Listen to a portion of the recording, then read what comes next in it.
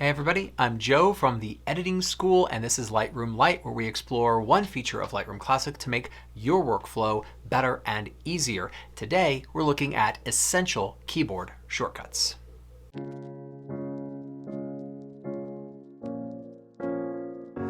Keyboard shortcuts are there to make your workflow as fast as possible, and there are a bunch of them, of course, and they are reprogrammable as well. But today I just want to talk about the essentials, the ones that I use every time that I open Lightroom. So let's just get into it.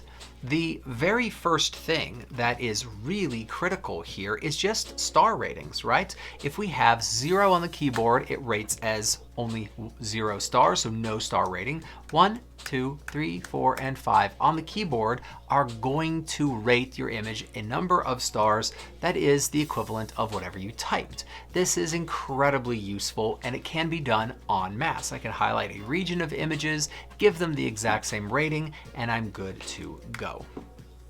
We do something similar with the color tagging. So out of the box, 6 is red, 7 is yellow, 8 is green, and 9 is blue. But we actually have more colors available than just that. We just ran out of keyboard space. By the way, if you hit the same color twice, it takes away the color tag.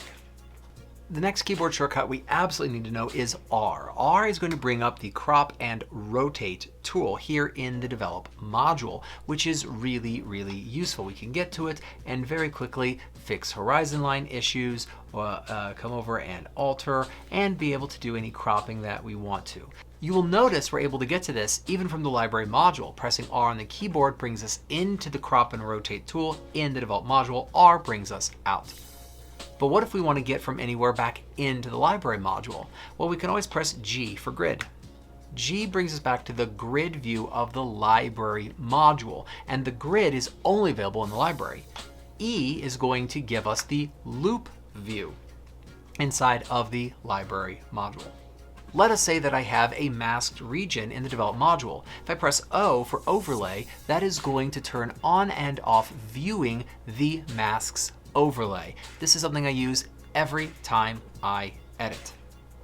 Now let us say that I have an edit and I want to see how it's coming along. Y is going to bring me into the before and after viewing. That's going to allow me to see before any edits and the current state of the image. At the bottom, I'll be able to change exactly how I view this. So for instance, I could decide that what I really want is a left and right split, or a vertical split, or side by side or top and bottom comparison. All of those are on the table. Y again turns off the view.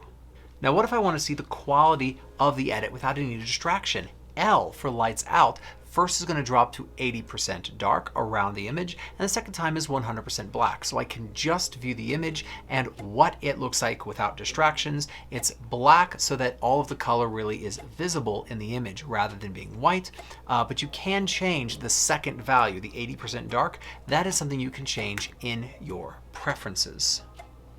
The very last keyboard shortcut that I use regularly is Command or Control plus Shift plus I, which is going to bring up the import dialog box. Just a fast way to be able to bring this up without needing to go back into the develop module necessarily, or without needing to go all the way to the top and pressing File and import, or finding the import button on the bottom left of the library module.